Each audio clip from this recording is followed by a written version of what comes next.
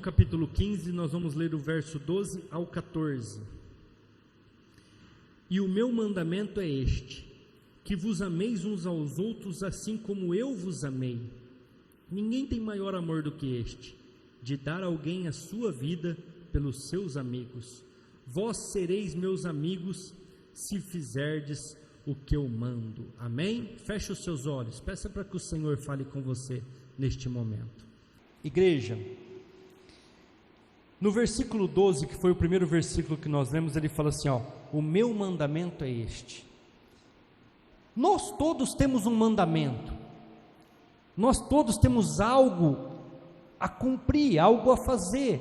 Quando você é contratado de uma empresa, eu não sei se na empresa de vocês tem isso, eu não sei o tamanho da empresa de vocês, mas quando eu fui contratado na empresa, eu assino uma OS, chama Ordem de Serviço, e nessa ordem de serviço consta tudo o que eu tenho que fazer: horário a cumprir, horário de almoço, o que eu tenho que fazer, quais são as minhas obrigações, até onde eu posso ir, até onde aonde eu não devo ir. Então, tudo que a gente vai fazer na vida, existe mandamentos. Se você montar num carro, existe as leis, são mandamentos, aquilo que você tem que fazer, como você tem que agir, como que você tem que se comportar no trânsito, para você não ter problemas com policiais, com guardas.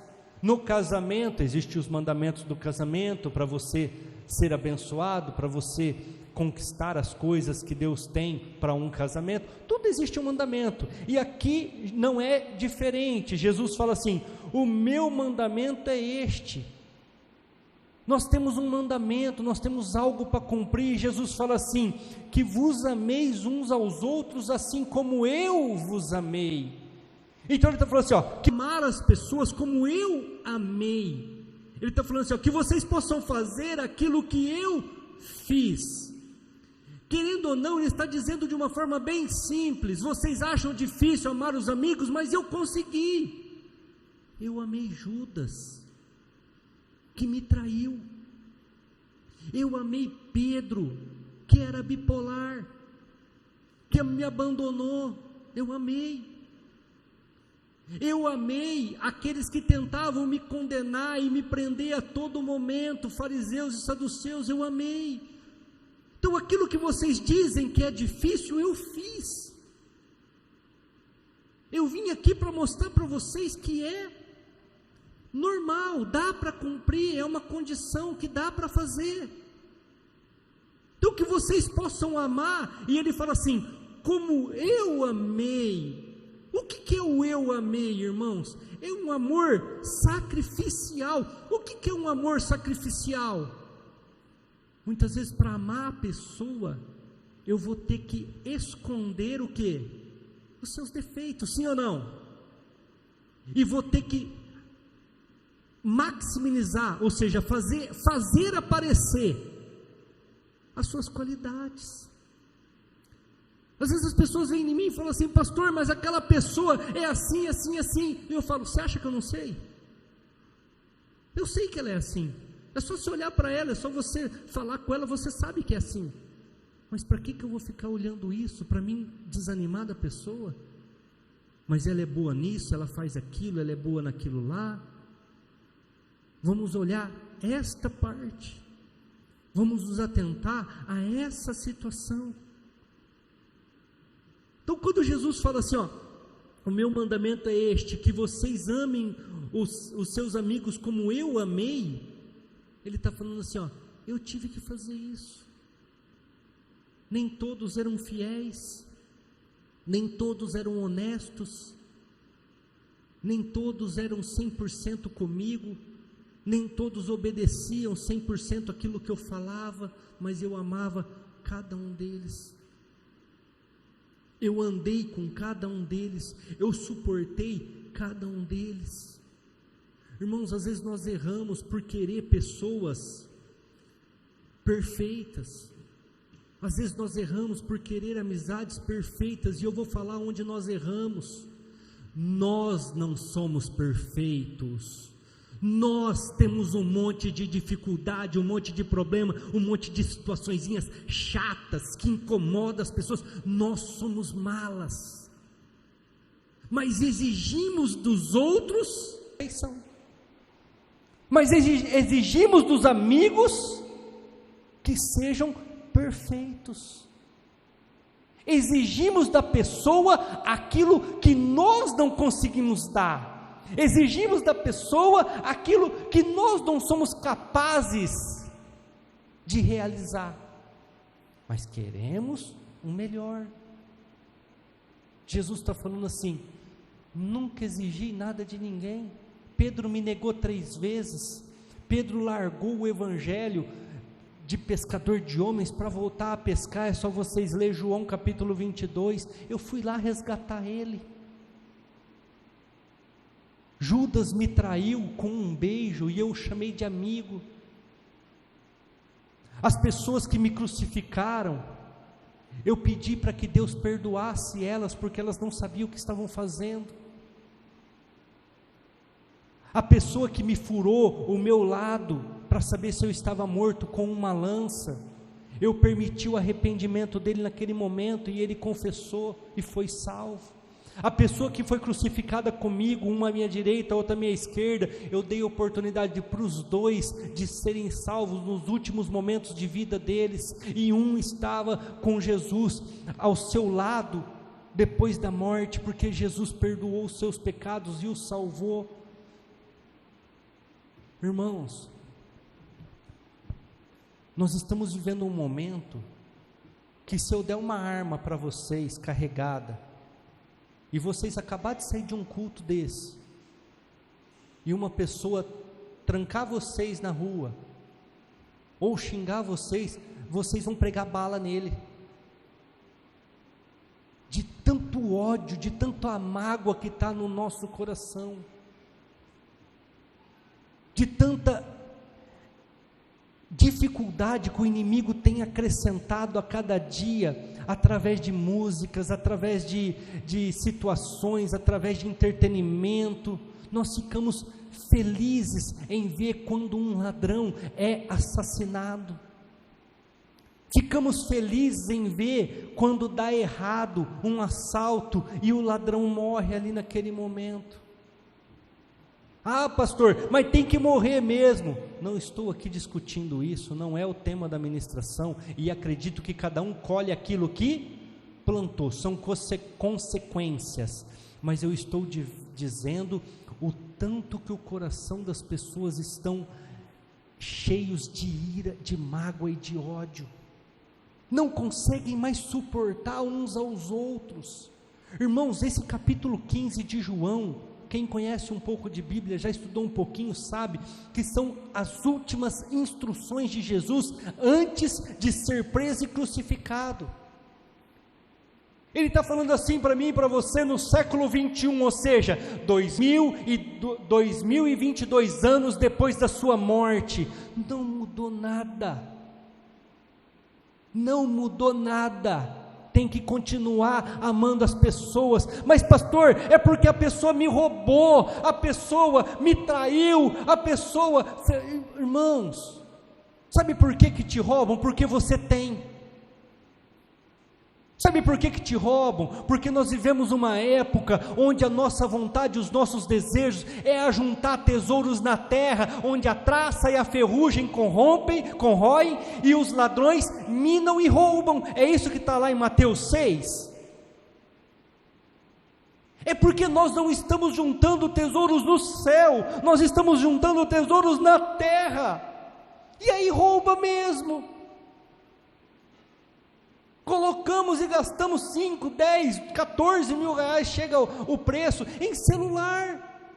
Irmãos, esses dias para trás, a Emanuele precisava comprar um celular lá, eu liguei, cotei nos meus planos, nas minhas coisas, a moça falou, eu tenho um aqui na promoção, 5 mil reais, eu falei, moça, 5 mil reais um celular para mim não é promoção. Para mim celular é 2.000, 1.500, o 2.000 é o máximo, eu não consigo pagar 5 mil reais, uma porque eu não tenho dinheiro, outra porque também minha mente não é limitada nessas coisas. Ah, mas daqui a pouco Deus vai te prosperar, pastor, você vai ficar milionário, aí compra um celular de 5 mil, porque daí não é para fazer graça para os outros. Eu consigo ir lá e comprar e não ter que parcelar em 500 vezes para pagar o aparelho. Por que as pessoas estão nervosas? Porque elas olham os outros e querem, e acabam ficando desmotivadas, rancorosas, nervosas por não conseguir alcançar, por não conseguir fazer, e acabam ficando totalmente desmotivadas e não cumprem os mandamentos, não fazem a vontade de Deus. Versículo 13: ninguém tem maior amor do que este, de dar a alguém a sua vida pelos seus amigos. Jesus está falando assim, para salvar uma pessoa, morrer, para alcançar uma vida, eu vou para a cruz. Irmãos, Ele está falando assim para mim, para você, bom entendedor, ter esse conhecimento. Eu não estou preocupado com os problemas da pessoa, eu não estou preocupado como elas vêm, eu não estou preocupado o que elas estão fazendo neste momento, eu estou preocupado com o seu final. Irmãos, Jesus tem condições de mudar uma vida. Pastor, mas eu vou colocar aqui o meu amigo, ele fuma. Irmãos, desde que ele não fume aqui dentro da igreja, por causa do cheiro, e ninguém é obrigado a ficar sentindo o cheiro de cigarro, mas a pessoa que fuma tem essa consciência. Se ele fumar lá fora, não tem problema nenhum, traga para a igreja. Pastor, mas a pessoa que eu conheço, o meu amigo, ele gosta de umas festinhas, ele faz umas orgias aí, umas fornicação, traga para a igreja. É melhor essas pessoas aqui no hospital sendo tratadas do que lá no mundo, perdidas e a qualquer momento ir para o inferno. Pastor, mas como que eu vou trazer essas pessoas? Irmãos, Jesus almoçou na casa de publicanos, Jesus teve os seus pés lavados e enxugados por uma prostituta, Jesus tocou em leprosos. Jesus não estava preocupado com o estado da pessoa, Jesus estava preocupado com a salvação da pessoa. Jesus não estava preocupado como é que a pessoa estava chegando, mas ele estava preocupado com aquilo que ele podia fazer, com aquilo que ele podia dar e acrescentar para as pessoas, irmãos. Sabe qual que é o nosso problema? Gostamos de julgar as pessoas por aquilo que conhecemos, mas nós não conhecemos a história da pessoa, nós não sabemos como é que ela foi criada, como é que a história da vida dela, nós não sabemos. E aí o que acontece? Nós temos limitações para julgar, somos totalmente limitados. E Jesus está falando para mim e para você nesta noite: eu provei o meu amor por cada um de vocês, onde eu morri por vocês, eu paguei o preço pela vida de vocês. Irmãos, somos falhos, somos pessoas cheias de dificuldades, de problemas, somos pessoas cheias de frustrações, limitações, e no entanto Jesus chama cada um de nós do quê? Amigos, filhos de Deus.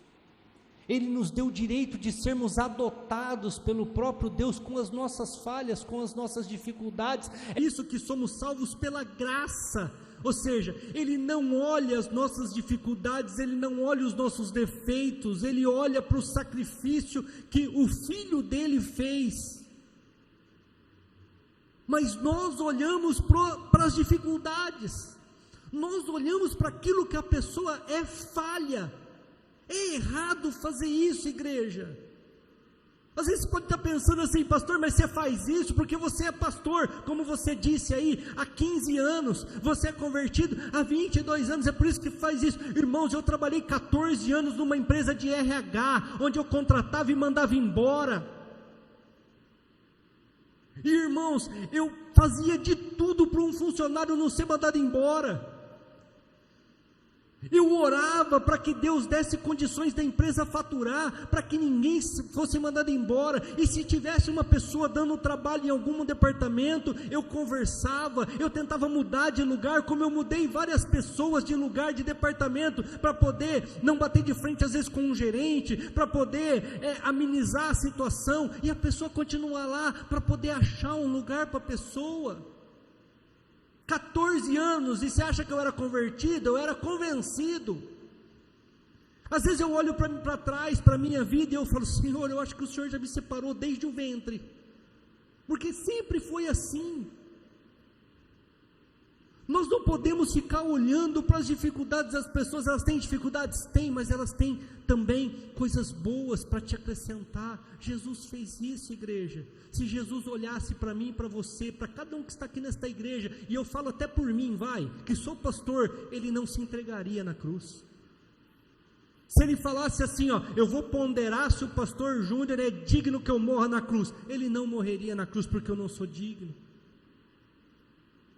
Mas nós muitas vezes, homens falhos, vou usar um termo lá de Apocalipse capítulo 3, miseráveis, pobres, cego e nu, achamos que podemos julgar a criatura, achamos que podemos fazer justiça, achamos que podemos fazer aquilo que só o Senhor pode fazer. Versículo 14: vós sereis os meus amigos, se fizerdes o que eu vos mando. É isso que está ali ou não? Vocês querem ser meu amigo? Faz o que eu mando, faz o que eu tenho mandado fazer. Irmãos, igreja não é buscar só prosperidade, não. Igreja não é só campanha egoísta, para que você compre uma fazenda, compre um rancho, compre uma casa na praia, troque o seu carro, troque a sua casa. Igreja não é só para isso, não. Igreja não é só para você viver uma prosperidade. Igreja não é só para você alcançar a sua cura física, a sua cura espiritual, a cura conjugal. Igreja não é só para isso, não. Mente de uns 100 anos para cá, mudaram a igreja já não é mais uma comunidade onde todo mundo cresce, onde todo mundo avança, onde todo mundo prospera, onde todo mundo alcança um conhecimento e uma sabedoria por igual. Não, a igreja de uns 100 anos para cá, ela é egoísta. Vem aqui que Deus te dá, vem aqui que você vai alcançar, vem aqui que Ele vai te acrescentar, e as pessoas vêm, elas nem olham para o lado. Elas entram ali pelo portão, e se tiver alguém sentado no lugar dela, elas ficam endemoniadas, porque sentou na cadeira cativa, sentou no lugar que é dela, não tem mais aquele amor, não tem mais aquela união. Eu converso com a Simone porque eu gosto dela, eu converso com o seu Flores porque eu gosto dele, mas e os outros que tem na igreja? E a comunidade? Fulano eu recebo na minha casa, porque depois ele me convida de volta para a casa dele. Fulana eu vou convidar para a festa de aniversário, porque depois ela tem condições de me convidar para a festa de aniversário da filha dela. Não é assim que funciona, não, igreja. Na verdade, você tem que convidar aqueles que não têm condição de te abençoar depois de volta. Isso é o que a Bíblia fala, não é o que eu estou falando, não, viu? Às vezes pode achar, é a opinião do pastor Júnior. De jeito nenhum, vocês podem ouvir lá. Vocês têm que abençoar aqueles que não têm condição de te retribuir, porque se você abençoar com a intenção de ser retribuído, que favor que você fez? Que bondade que foi que você fez? Jesus está falando assim: se vocês fizerem o que eu mando, vocês vão ser meus amigos. Se vocês fizerem o que eu mando, vocês vão alcançar grandes coisas. Aí eu quero ler com vocês o versículo 1. Eu sou a videira verdadeira, meu pai é o lavrador. Irmãos, Jesus está falando assim, eu posso dar vida para vocês. O meu pai é o lavrador. O que o lavrador faz, igreja? Está dando fruto, ele aduba, sim ou não? Ele poda, sim ou não? Para dar mais, ser melhor. Não está dando fruto, o que o lavrador faz, irmãos? Machado, corta, joga fora. Então Jesus está falando assim de uma forma bem simples: igreja, eu sou o seu amigo, eu intercedo por você, mas o meu pai está com a foice na mão, ele é o lavrador, ele é justo. Vamos continuar lendo e vocês vão entender. Versículo 2: toda vara em mim que não dá fruto, atira, e limpa toda aquela que dá fruto, para que dê mais fruto. A vara que está em mim, mas não é produtiva, ou seja, vou falar de uma forma simples para vocês entenderem, não mudaram a sua forma de pensar, a sua forma de agir, e não dão frutos espirituais, frutos do Espírito Santo, que é paz, alegria, mansidão, temperança, domínio próprio, que está lá em Gálatas 5, ele arranca.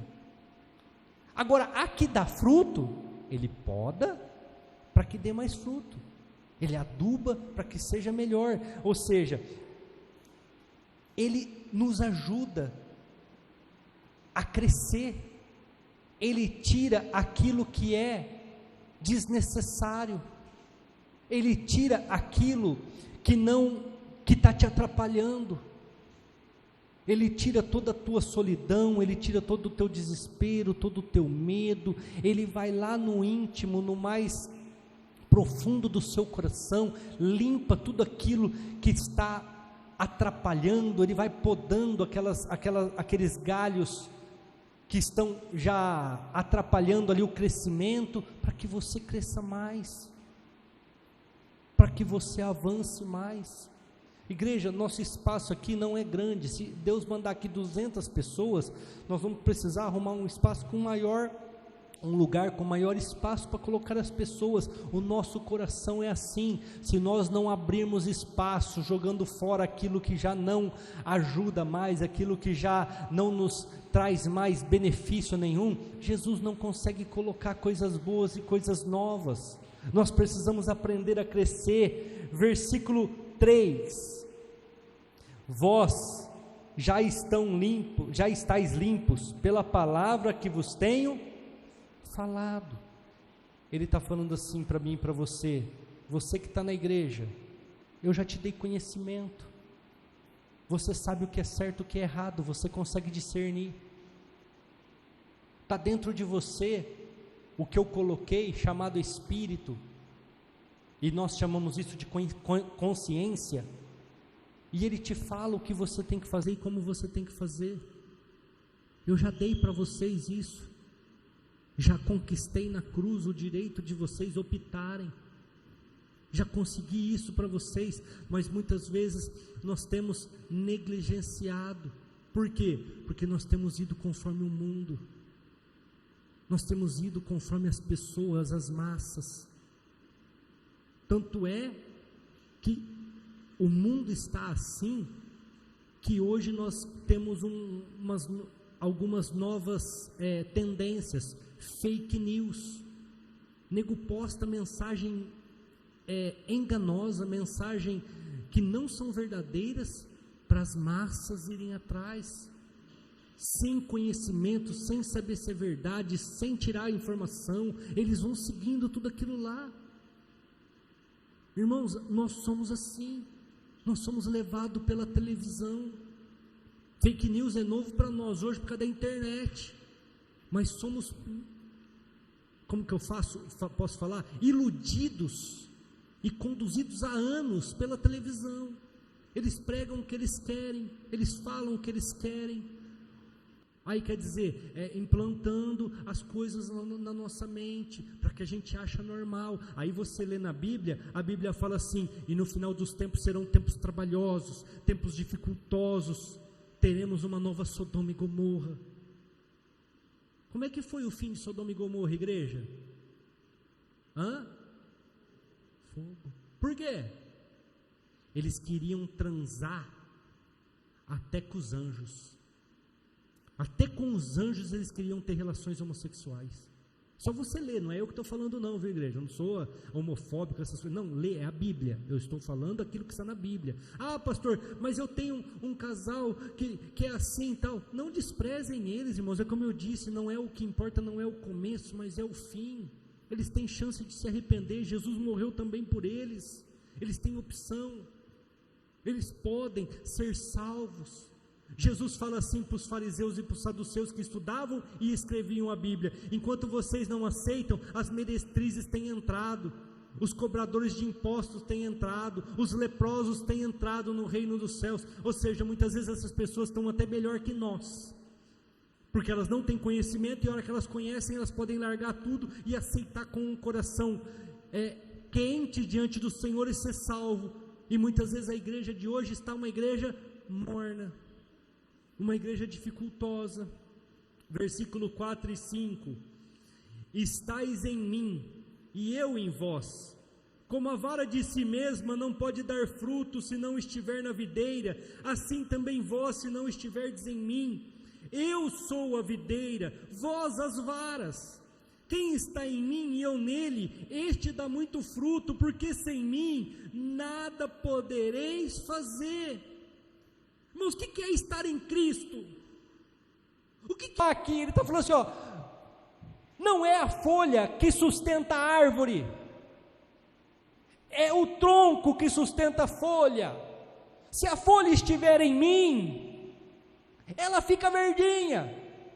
Mas se eu vim aqui e arrancar, eu não vou arrancar, deixa eu ver se eu acho uma pequenininha aqui. Se eu vim aqui e arrancar, não vou conseguir arrancar porque é de plástico, igreja. E pôr do lado aqui, ela vai secar. Por que ela vai secar? Porque não é ela em si que tem vida. O que tem vida é o tronco. Por que a igreja hoje está uma igreja morna? Por que a igreja hoje não ama os seus amigos? Por que a igreja hoje não está nem aí com a família? Por que a igreja hoje quer matar todo mundo que estiver ao seu lado? Porque ela não está no tronco que é Cristo. Jesus está falando aqui, ó, se vocês não estiverem em mim, vocês não têm vida. Porque sou eu que sou a videira, sou eu que dou a vida, mas nós não entendemos isso. Porque eu quero ser próspero, eu quero comprar um carro novo, eu quero trocar a minha casa, eu quero, e vai juntando as coisas deste mundo, e aí a traça vem e destrói, o inimigo vem e rouba, e você não tem alegria com a sua família, você não tem alegria com os seus filhos, porque você está preocupado com o dia de amanhã, você vive uma ansiedade, uma depressão, uma bipolaridade. Por quê? Quer tudo e não alcança nada, e deixa de viver o hoje, deixa de viver aquilo que Deus tem para você hoje. Aí o que acontece? Morre um filho, me dá mais tempo, Senhor. Jesus está lá de cima falando assim, eu te dei 12 anos, não sei com quantos anos, 20 anos, 25 anos, você não aproveitou. Se eu te desse mais 15 anos, você também não aproveitaria, porque você está preocupado demais com as coisas. Quarta-feira eu até falei aqui no culto, Marta, Marta, por que está preocupada com tantos afazeres? Uma coisa só é necessária. Maria escolheu a melhor parte. Irmãos, irmãs, a Bíblia não mudou, o Evangelho não mudou. Quem que mudou? Jesus está falando assim, ó, se não tiver na videira, não tem vida. Se vocês não se tornarem, deixa eu mudar a palavra aqui, totalmente dependentes de mim, esquece, não vai dar certo. Eu quero dar alguns exemplos de pessoas dependentes, irmãos. Abel foi solicitado para ele e para o seu irmão Caim oferecer um sacrifício, sim ou não? Abel foi lá e fez conforme o que foi pedido. Caim foi lá e fez do jeito dele. A oferta de Abel subiu, a de Caim dispersou, não subiu, não foi aceita. Caim matou Abel, sim ou não? Primeiro homicídio da Bíblia. Quando Deus vai falar com Caim, o que ele fala? O sangue de Abel clama da terra. Irmãos, quem obedece Até o sangue clama por justiça. Pessoas que obedeceram, pessoas que estavam fincadas na videira. Outro, Abraão, o pai da fé, o pai da obediência. Sai da tua terra, sai da tua parentela, eu vou te levar para um outro lugar. Pegou todas as coisas dele e foi embora para caminhar no deserto, igreja. Pega seu filho, seu único filho, da tua mulher estéril, leva lá no Monte Moriá e entrega ele como sacrifício. Não falou para a esposa, não falou para ninguém, porque se ele conta para Sara, ele que morria sacrificado durante a madrugada. Pega o menino no outro dia de manhã, vai lá no Monte Moriá, chega lá, Deus fala, não precisa matar, eu já vi tua obediência, tua fé. Tem um cordeiro ali, ó, pode matar o cordeiro no lugar do menino. Pessoas que estavam fincadas na videira. Vou dar outro exemplo, Daniel, fidelidade. Vou tocar aqui os instrumentos e se você não se prostrar, vou te jogar na cova dos leões. Porque estão falando aqui que você estava orando 3 vezes ao seu Deus durante o dia, quando eu decretei que não era para orar. Pode jogar, se Deus me livrar, Ele é Deus, se não livrar, Ele também continua sendo Deus. Fidelidade. E Deus fechou a boca dos leões. Estava fincado na videira, não estava preocupado com as coisas deste mundo. Sadraque, Mesaque e Abidnego, confiança, não vamos nos dobrar diante da imagem. Quer jogar na fornalha de fogo, fica à vontade, mas não vamos nos dobrar. Confiança. João, o próprio escritor aqui do Evangelho de João, se você não negar Jesus Cristo, nós vamos te jogar numa ilha para você morrer. Pode jogar. Jogaram ele lá em Patmos, ele escreve o Apocalipse. Ele escreve o livro de Apocalipse. Deus sustentou pessoas que estavam firmadas na videira. Agora eu quero dizer para vocês, algumas pessoas que quiseram a independência, que quiseram ser independentes de Deus, fazer as suas vontades, os seus desejos, porque Jesus está falando muito claro. Eu não sei se eu estou conseguindo ser didático para vocês entenderem, mas no versículo 4 e 5 ele fala assim, ó, vocês não conseguem sozinho, vocês têm que depender de mim. Ele está falando, porque sou eu que sustento vocês, eu sou a videira, vocês são ramos. Se vocês não estiverem em mim e eu em vocês, vocês não podem dar frutos, vocês não conseguem fazer nada. Ou seja, de uma forma simples, conforme a pregação de hoje, vocês não conseguem amar, vocês não conseguem suportar as pessoas, vocês não conseguem olhar as partes boas e aquilo que a pessoa tem de qualidade, porque vocês não estão em mim. O amor de vocês é o amor do mundo, é o amor onde você dá para receber. Então vocês não estão em mim. Tem pessoas na Bíblia, irmãos, e nós temos vários exemplos, que procuraram independência, que quiseram fazer as coisas da sua maneira. Ele está falando assim, ó, se vocês quiserem fazer por si mesmo, vocês vão ter as dificuldades de vocês. Eu vou dar alguns exemplos aqui. O próprio Caim, Deus mandou fazer assim, ele falou, não, eu vou fazer assado. Não, eu vou fazer do meu jeito, da minha forma. O que aconteceu? Deus poupou a vida dele, mas falou, vai para aquele lado ali, ó, eu não quero nunca mais te ver, fica longe, fica bem longe. Outra pessoa que quis fazer do seu jeito, Ló. Todo mundo conhece Ló? Estava lá sendo abençoado com Abraão, próspero, ganhando, prosperando, crescendo. Aí de repente, não, eu consigo andar sozinho, eu estou próspero, eu estou com bastante gado aqui, eu consigo fazer sozinho, então eu vou para o lado de cá, o senhor Abraão vai para o lado de lá, e está tudo bem. Não sei se vocês conhecem a história de Ló, mas ele era muito rico, ele prosperou demais com Abraão, e quando ele sai de Sodoma e Gomorra, ele perdeu tudo, inclusive a esposa, porque ele anda sozinho. Nadab e Abiú, alguém conhece esses dois? Nadab e Abiú, filhos de Arão, sacerdote.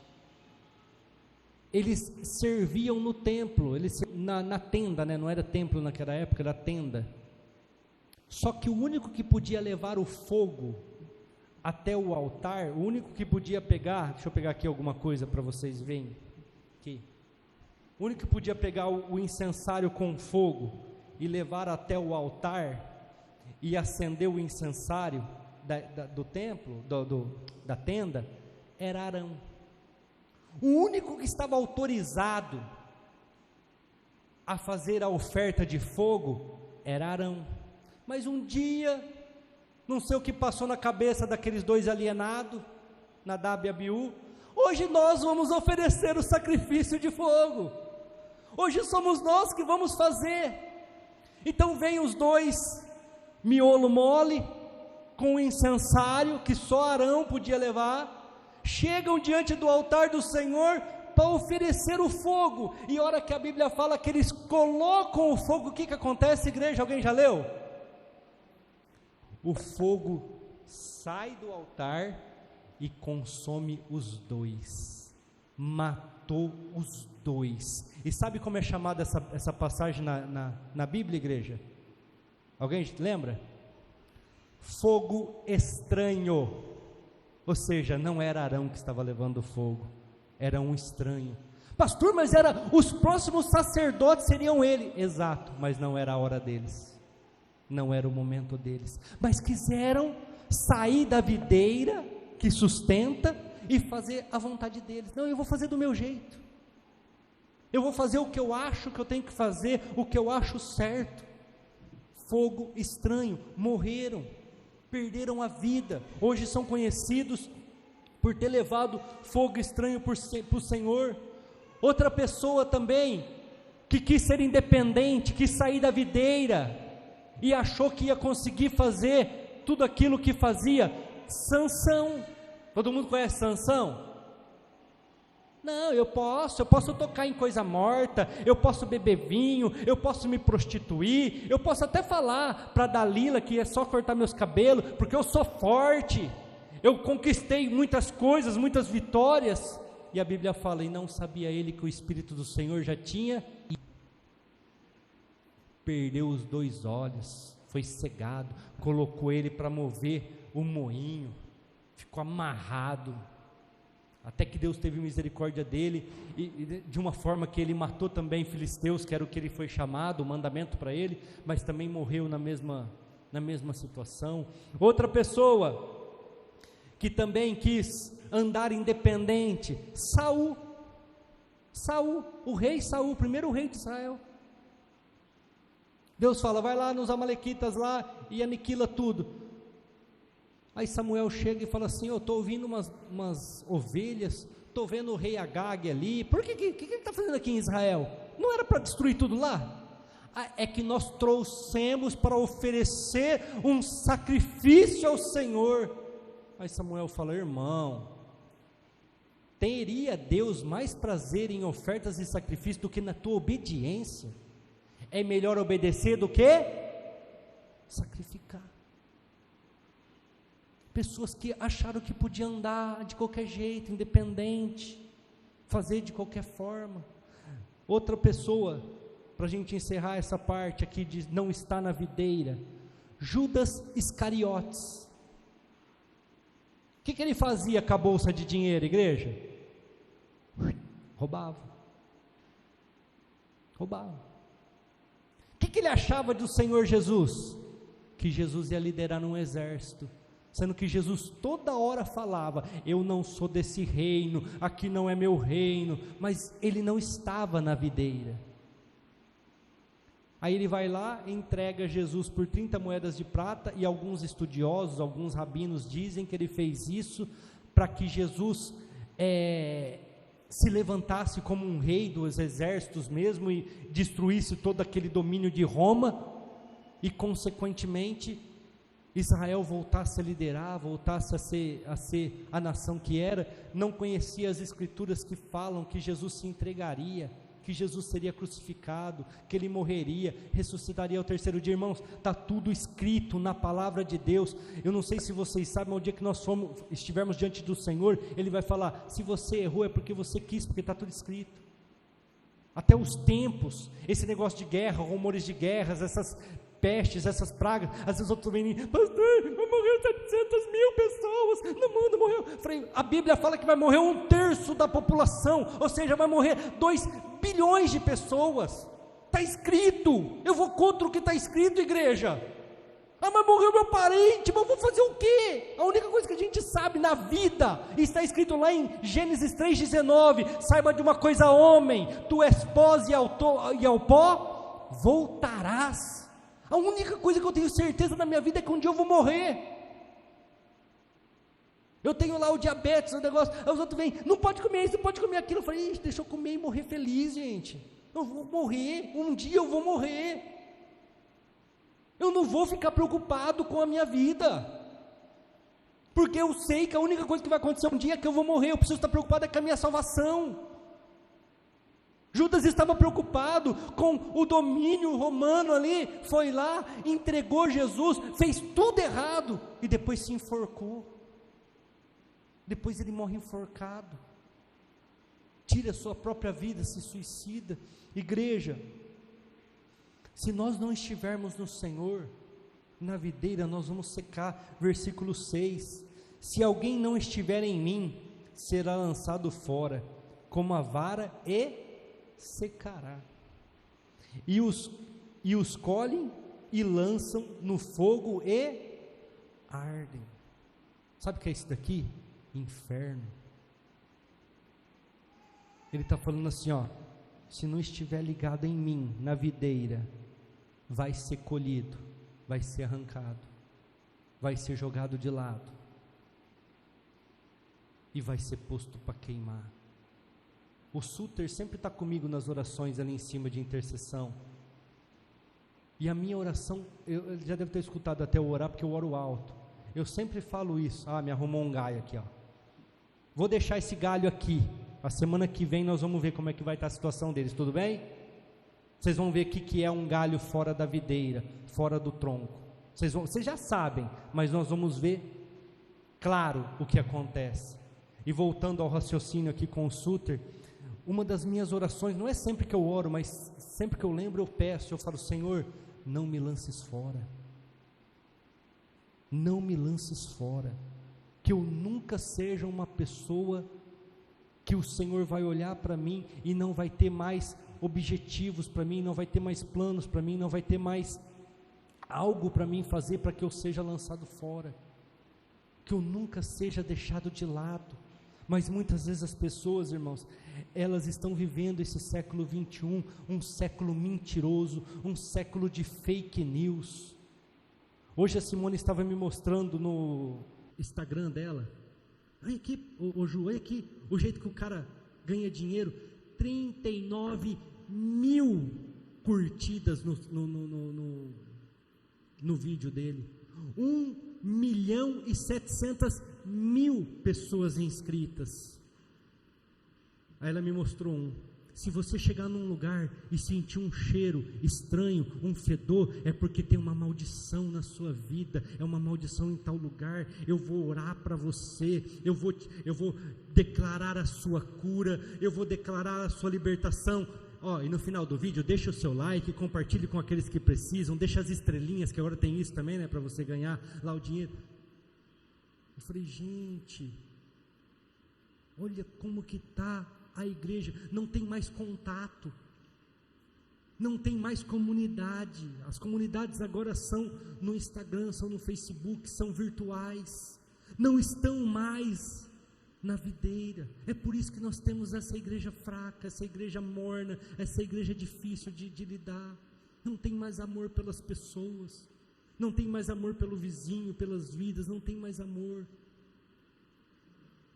Irmãos, todos vocês sabem, a minha vizinha lá me deu um maior trabalho por causa dos cachorros, irmãos, mesmo eu amando os cachorros, mesmo eu chorando para levar aqueles cachorros embora, mas vale mais a vizinha do que os cachorros. A vizinha vale mais do que os cachorros, porque Jesus deu a vida por aquela vizinha e não pelos meus 2 cachorros. Jesus deu a vida por aquela família, não pelos meus cachorros. Aí uma outra vizinha, defensora dos animais, virou a cara para mim, porque onde já se viu eu dar os cachorros, mas ela não queria os cachorros na casa dela, entendeu? Porque ela já tem. Não achei certo o que você fez. Eu vou ficar brigando com a pessoa. Jesus morreu por ela. Jesus morreu por ela. Estou caminhando, cumprimento eles me cumprimentam porque realmente o cachorro latia, realmente devia acordar o filhinho dela lá recém-nascido. O quê? Mas você tem que falar para ela que o cachorro late. Eu falei, você descobriu isso agora? Dá vontade de perguntar isso para ela, né? Onde você fez essa pesquisa que cachorro late? Eu sei que late, está me dando trabalho lá por causa disso?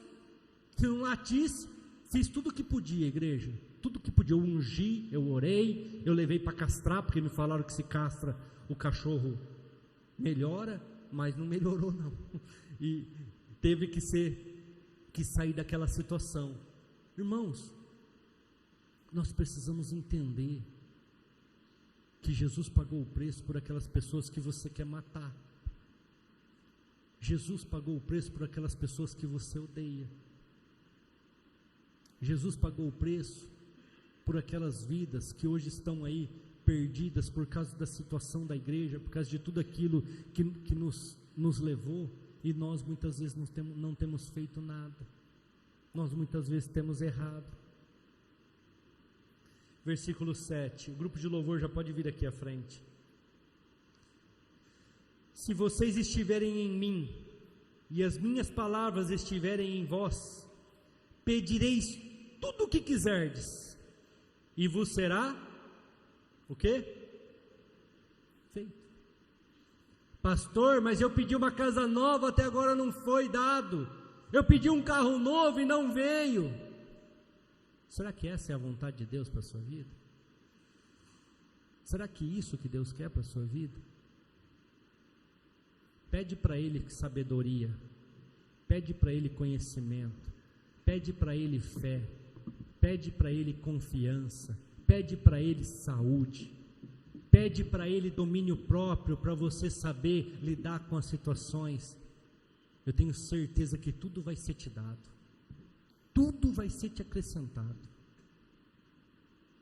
Carro, moto, casa, coisas supérfluas, Ele vai te acrescentar. O que é acrescentar? Eu estou vendo a necessidade, vou te dar. Estou vendo o que você está precisando, vou te dar. Ele vai te acrescentar. Mas sabe qual que é o nosso erro?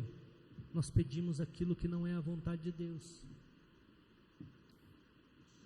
Pede a salvação do seu vizinho para você ver se ele não vai te ouvir. Pede a salvação do seu cônjuge, da sua família, para você ver se não vai acontecer. Pede, e Ele vai cumprir. Só que muitas vezes nós pedimos errado. E o pior, existe uma condição aqui: se vós estiverdes em mim. Se você, até falar de uma outra colocação para vocês entenderem, quando nós estamos em Cristo, a nossa preocupação não é o carro. Quando nós estamos em Cristo, a nossa preocupação não é a casa. Quando nós estamos em Cristo, a nossa preocupação não é o nosso entretenimento e a nossa diversão, os nossos prazeres.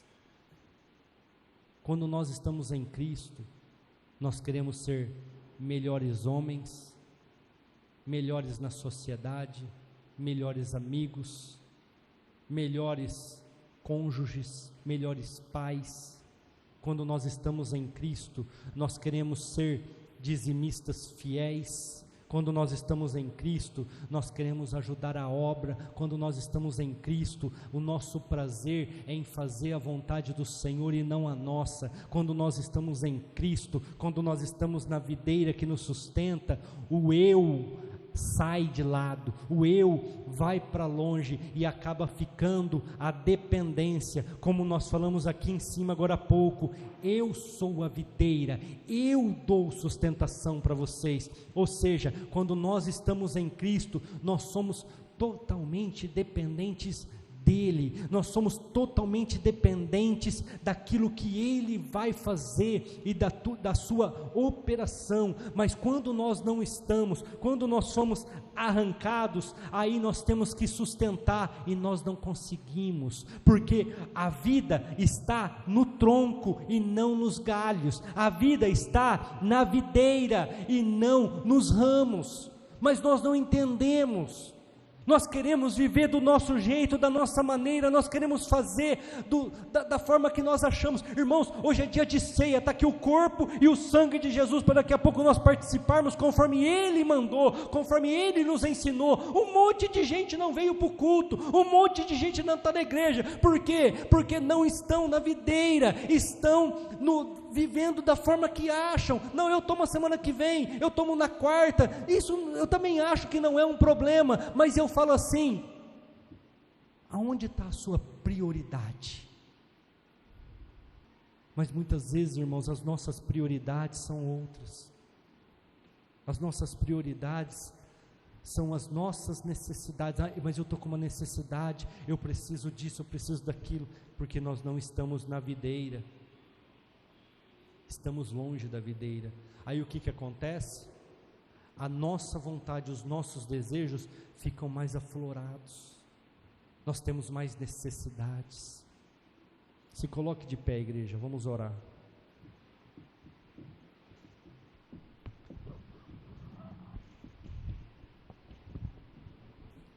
Irmãos, o nosso mandamento é este: que vos ameis uns aos outros, assim como eu vos amei, a ponto de dar a nossa vida pelos nossos amigos. O que é dar a minha vida por um amigo, igreja? E eu faço isso com cada um de vocês. Suportar. Faço, não posso ser hipócrita. Você acha que eu gosto do temperamento, da forma de falar, dos pensamentos de todo mundo que está aqui? Não. Mas eu falo, Cristo morreu por cada um deles, Cristo deu a vida por cada um deles, e eu preciso amar. Aí eu olho as qualidades, não os defeitos. Olho as qualidades. Ai, pastor, mas aquele cara que faz isso lá na igreja, eu não me sinto bem. Não tem problema, daqui a pouco Deus vai tratar. Igreja, Pedro andou 3 anos do lado de Jesus e não era convertido, tanto que ele arranca uma espada e corta a orelha de Malco. E sabe o que Jesus fala para ele nas últimas instruções? Pedro, quando te converteres, ajuda os seus amigos. Quem somos nós para jogar as pessoas fora, igreja? Quem somos nós para julgar as pessoas? Eu preciso ensinar, eu preciso acompanhar, eu preciso viver em comunidade, crescer junto com cada um. Eu preciso amar como Cristo amou. É por isso que no dia 26, eu vou convidar as pessoas para estar aqui. E são pessoas com problemas. Só que Jesus pagou o preço pela vida dele. Jesus morreu por ele. E quem sou eu para julgar? Quem sou eu para falar de alguém? Feche os seus olhos.